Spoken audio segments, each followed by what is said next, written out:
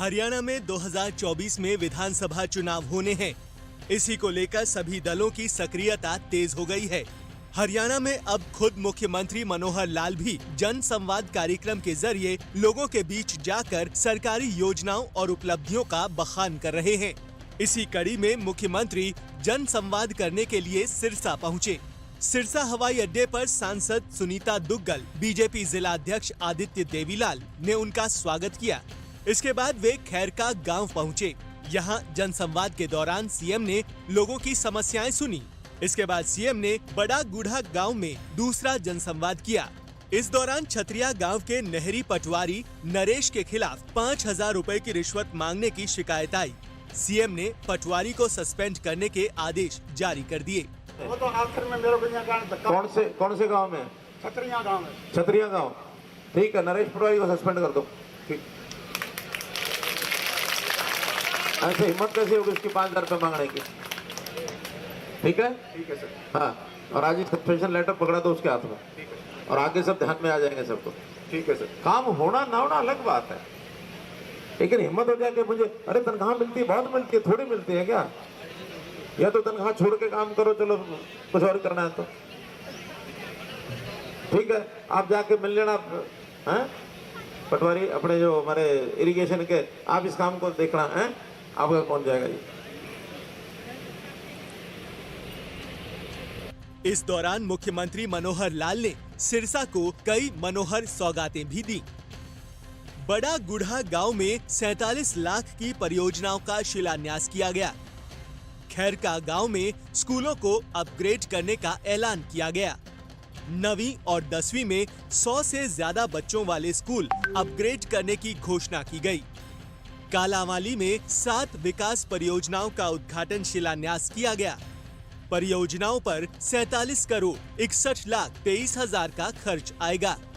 32 लाख 58 हजार की एक परियोजना का उद्घाटन किया गया। आज 2 स्थानों के ऊपर, एक जगह 4 स्थानों का लगभग 16.5 करोड़ की, और दूसरी जगह कोई 10 या 11 शिलान्यास और उद्घाटन हुए हैं।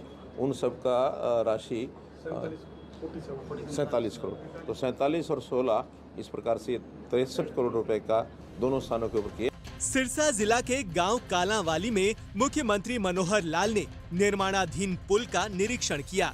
मुख्यमंत्री ने विशेष चर्चा कार्यक्रम के तहत ई फर्द पाने वाले लाभार्थियों से बातचीत की और इसके बाद प्रेस कॉन्फ्रेंस को भी संबोधित किया।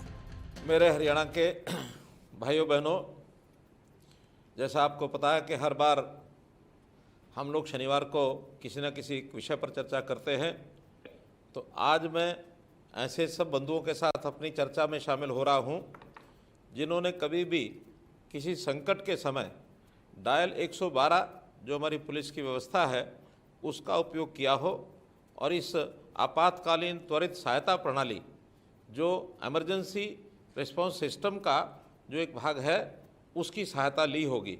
तो आप सब लोगों से मैं आज बात कर रहा हूं और आशा करता हूं आप प्रसन्न होंगे। आपका मैं हार्दिक अभिनंदन करता हूं। भाइयों बहनों, हम सब जागरूक नागरिक हैं, और आज जिस प्रकार की सेवाएं ये तंत्र के द्वारा, शासन के द्वारा दी जाने लगी हैं, उसमें टेक्नोलॉजी का बहुत बड़ा उपयोग है।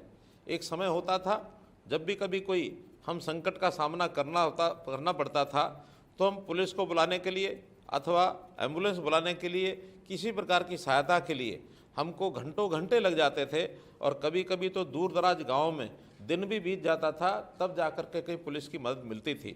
लेकिन अब टेक्नोलॉजी इतनी आगे बढ़ गई है कि हमको एक नंबर दिया गया है 112, और इस 112 पर हम डायल करते हैं तो सीधा वो एक केंद्रीय व्यवस्था के अंतर्गत जाके हमारी कॉल पहुंचती है, और फिर जिस भी प्रकार का संकट हो उसको दूर करने के लिए हमें सहायता दी जाती है।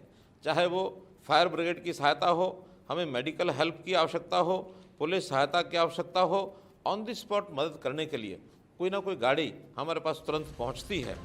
खैर, इसमें कोई दो राय नहीं है कि पार्टी संगठन तो अपने स्तर पर काम कर ही रहा है, लेकिन प्रदेश के मुखिया अब खुद जिस तरह से मैदान में उतर गए हैं, वो इस बात का संकेत है कि बीजेपी तीसरी बार प्रदेश की सत्ता पर काबिज होने के लिए पूरी ताकत लगा रही है।